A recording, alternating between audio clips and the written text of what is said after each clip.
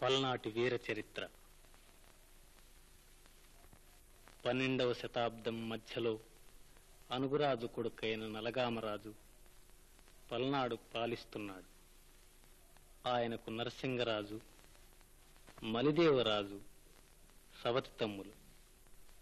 నరసింగరాజు యువరాజు, మలిదేవరాజు తండ్రి చనిపోయిన పిదప తమ ప్రధానమంత్రి అయిన బ్రహ్మనాయుని అండనే పెరుగుతూ ఆయనే తండ్రిగా ఎంచి మెలుగుతున్నాడు.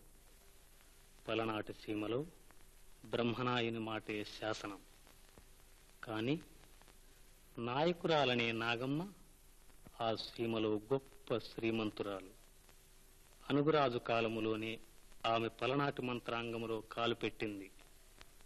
పదవి కోసం నాగమ్మ, నాయుడు వైరాలు పెంచుకొని సాధించుకున్నారు. బ్రహ్మనాయునితో పగ సాధించుటే పరమార్థం కాదని చివరకు నాగమ్మ శైవమతం పుచ్చుకొని మంత్రి పదవి నుంచి వైతొలగింది. అలాగే బ్రహ్మన్న కూడా వైష్ణవ మతం పుచ్చుకొని రాజుగారి సవతి తమ్ముడైన మలిదేవుని బావ కొమ్మరాజును, కొమ్మరాజు కొడుకును రాజుగారి అల్లుడైన అలరాజును మతంలో చేర్పించాడు. ప్రజలకు సమాన స్వేచ్ఛ గౌరవ ప్రతిపత్తులుంటే కాని దేశం చల్లగా ఉండదని మలిదేవాదులను వెంటబెట్టుకుని హరిజనులకు దేవాలయ ప్రవేశం కల్పించడానికి పూనుకున్నాడు ప్రధానమంత్రి బ్రహ్మన్న.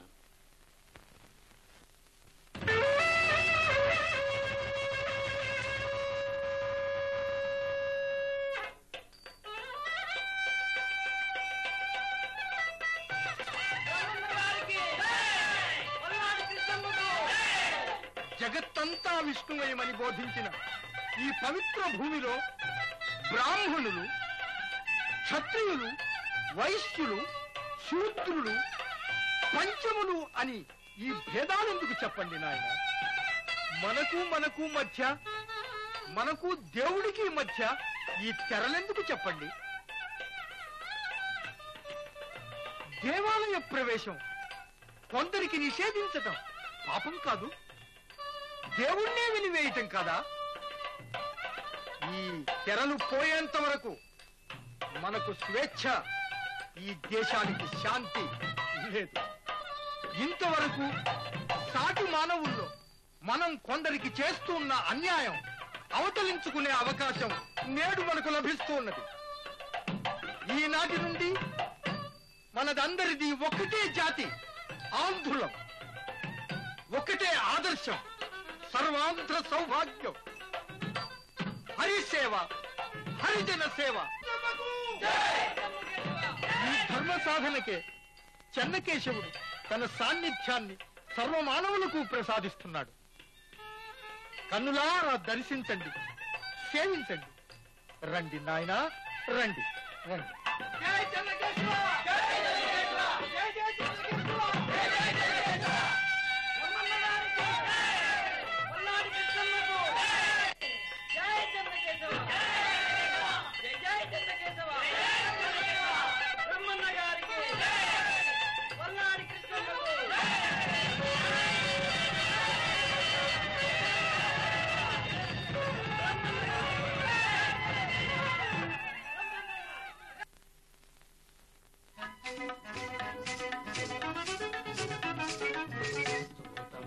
రారయ్యా చెన్నయ్యను చూతము రారయ్యా, చూతము రారయ్యా చెన్నయ్యను చూతము రారయ్యా. కన్నుల పండుగ కన్నయ్యను చూతము రారమ్మా, కన్నుల పండుగ కన్నయ్యను చూతము రారమ్మా. తరతరాల పాపాలు కరగి మరగి తొలగిపోయే, తరతరాల పాపాలు కరగి మరగి తొలగిపోయే. మరదిన నోయిల వేలుపు దొరకనేడు మన పాలి, మరదిన నోయిల వేలుపు దొరకనేడు మన పాలికి. చూతాము రారయ్యా చెన్నయ్యను, మనము చూతాము, మనము చూతాము రారయ్యా చెన్నయ్యను. చూతాము రారమ్మా కన్నయ్యను, మనము చూతాము, మనము చూతాము రారమ్మా కన్నయ్యను.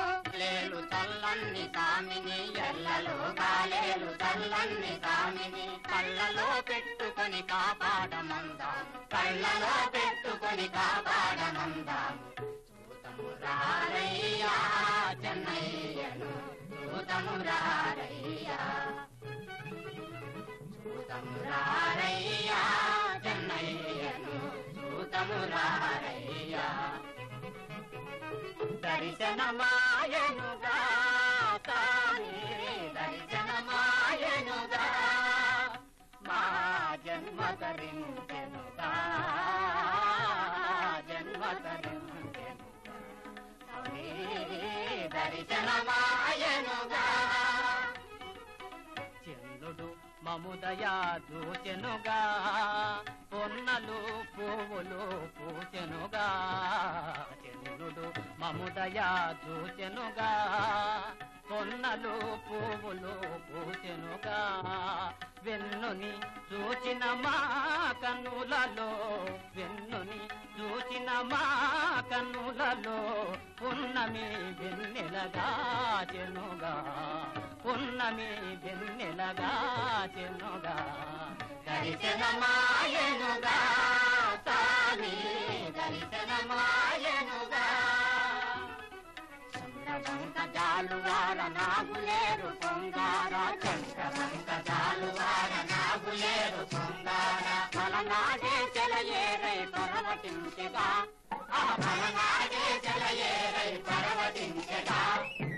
దర్శనమాయనుగా సామి, దర్శనమాయనుగా.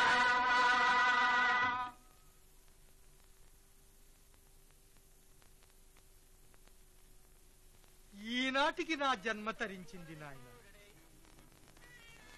మనమందరము ఈ పవిత్ర దీక్ష విడవకుండా ఏకైక లక్ష్యంతో ఉండాలి.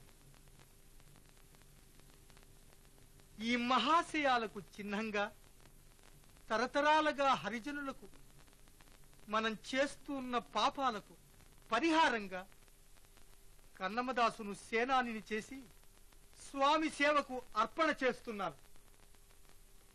జై చెన్నకేశవ. ఇవి ఒక ఎత్తు, నీ ప్రాణాలు ఒక ఎత్తు.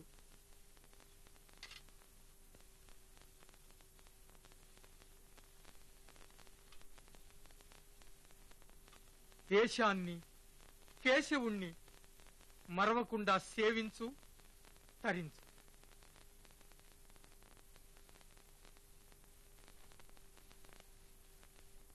కన్నమరాసుకు కన్నమరాసుకు కన్నమరాసుకు.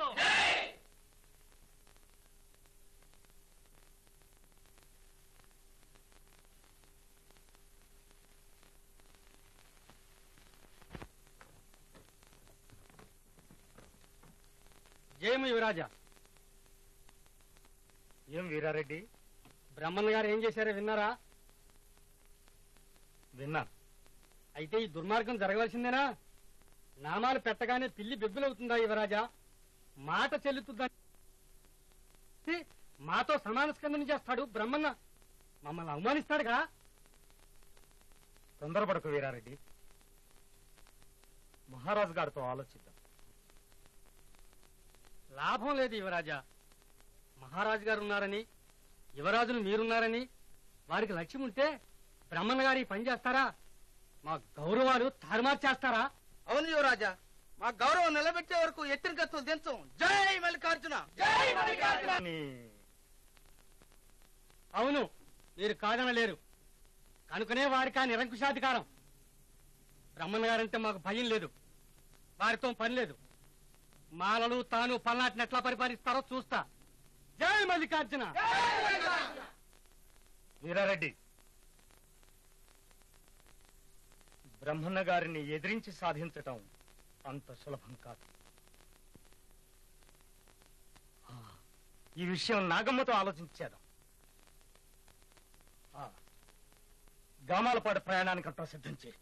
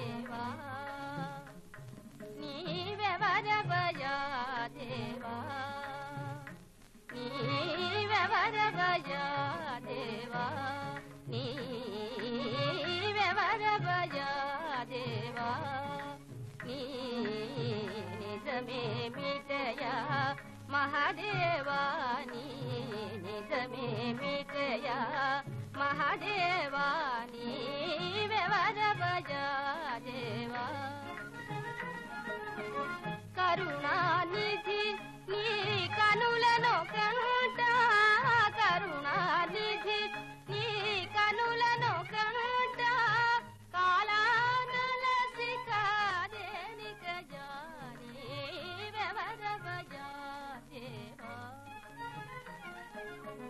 జగదానంద విధాయకమౌ నీ చిద్రూపమునే భావించేనా, జగదానంద విధాయకమో నీ చిద్రూపమునే భావించేనా, నిఖిల భువన లయ కారణమో, నిఖిల భువన నిఖిల భువన లయ కారణమౌని రుద్రమూర్తినే సేవించేనా, రుద్రమూర్తినే సేవించేనా, ఎవరవజా దేవా నీ నిజమే మిటయా మహాదేవా నీవెవరవజా దేవా. నీకు తెలియంది లేదు నాగమ్మ, పల్నాటికి నలగాముడు ప్రభువే నేను యువరాజుని. కాని ప్రజలపై అధికారం ఆ నాయుడిది, నీదిని. నాయుడు అవును అన్నది కాదని రాజుకు నచ్చెప్పడానికి ఈ నాయకురాలు ఒక్కటే సమర్థురాలు. నీవు అడ్డుపడకపోతే పల్నాటిలో రక్తపాతం తప్పదు నాగమ్మ.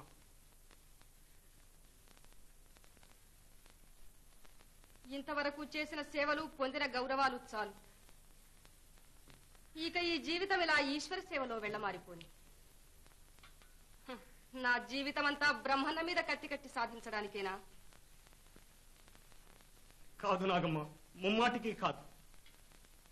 బ్రహ్మన్న గారి వైష్ణవ మత ప్రచారం, సంస్కారం ప్రజల్లో అశాంతి రగిలిస్తున్నది. మతాల పేరుతో పల్నాడు భగ్గం పాడు కావటం నేను సహించలేదు. నీ తల్లి సీమ నెత్తురుగడ్డ కావటం నీవు మాత్రం సహించగలవా నాగమ్మ? ఆలోచించక నాగమ్మ. నా కోసం, మహారాజు కోసం నీ సహాయం కోరడం లేదు. పల్నాటి కోసం, పల్నాటి ప్రజల కోసం, నీ పల్నాటి శాంతి కోసం నీ సహాయం అర్థిస్తున్నాను.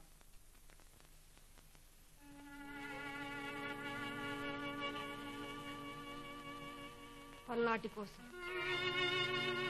పల్నాటి ప్రజల కోసం, పల్నాటి శాంతి కోసం.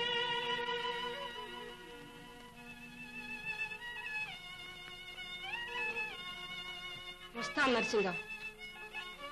రేపే గురిజాల చేరుకుంటాను. రాజ్యసభ ఏర్పాటు చేయించు. జై పల్నాటికి జై.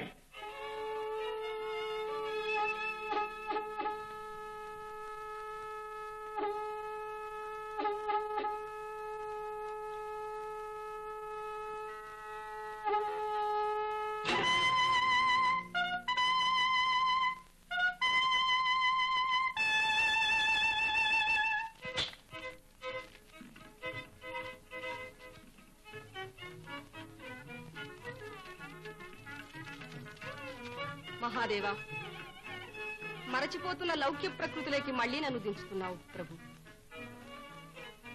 నీ ఇచ్చ. నేను నిమిత్త మాత్రురాలని ఇది నీ శాసనంగా శిరసావహించి వర్తిస్తాను.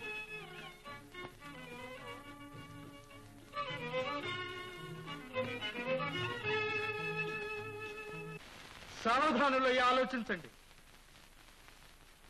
తరతరాలుగా మన దేశం రాజుల కోసం, మతాల కోసం రక్తం వచ్చి నిర్వీర్యమైపోయింది. ఆ వేడి చల్లారి నిన్న నేడు దేశంలో శాంతి నెలకొంటూ ఉంది. కానీ ఆ శాంతి శాశ్వతంగా నిలబడే సూచనలు కనిపించడం లేదు. అప్పుడే నలువైపులా యుద్ధ మేఘాలు కమ్ముకుంటున్నాయి. ఉత్తర దేశంలో హిందువులు యవనులు తలపడుతున్నారు. దక్షిణ ప్రధాన వీర వైష్ణవ శైవ మతాలు తలపట్లు పట్టుకుంటున్నాయి. ఆ పొగలు సెగలు పల్నాటికి పాకకు ముందే మేలుకోవటం మంచిది కాదంటారా?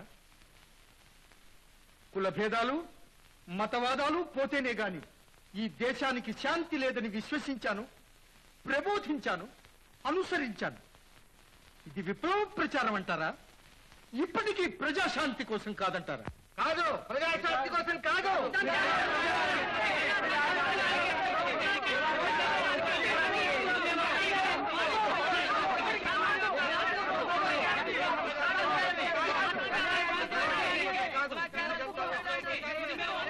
అదిగో వినండి నాయుడు గారు, అదంతా శాంతేనా? కడుపులో చల్ల కదలకుండా బ్రతుకుతున్న సీమలో చిచ్చు రగిల్చారు. మతాచారాలు మంట కలిపారు. ప్రభుత్వ ప్రతిష్టంభనకే బీజాలు వేశారు. ఇదంతా శాంతి కోసమేనా బ్రహ్మన్న గారు? ప్రజాక్షేమానికేనా? అవును నాగమ్మ, ప్రజాక్షేమానికే. ఏక జాతి, ఏక భాష, ఏకైక లక్ష్యం ఉంటేనే ప్రజకు, ప్రభుత్వానికి శాంతి, స్థైర్యం ఉంది. ఎవరు నమ్ముతారండి ఈ ధర్మపన్నాలు? దీనిలో మీకేం స్వార్థం లేదంటారా? కాదంటారా? చేతనైతే ఆ అమాయక ప్రజల్ని నమ్మించండి. సముఖంలో రాయబారాలు ఎందుకండి వీరారెడ్డి గారు? ప్రభువులకు మీరు స్వయంగా విన్నవించలేరా? మాలకన్నడి నియామకం వీరలోకానికే తీరని తలవంపులట మహాప్రభు. బ్రహ్మన్న గారి మంత్రాంగంలో కత్తి పట్టమని కంకణం కట్టుకున్నారట. వీరుల మాట కాదని మీరు గాని బ్రహ్మన్న గారు గాని పల్లారు పాలించగలరా? ప్రభుత్వం ఏ కొద్ది మంది వీరుల మీదనో ఆధారపడి లేదు నాగమ్మ. లేదు నాయుడు గారు, మీ మీద.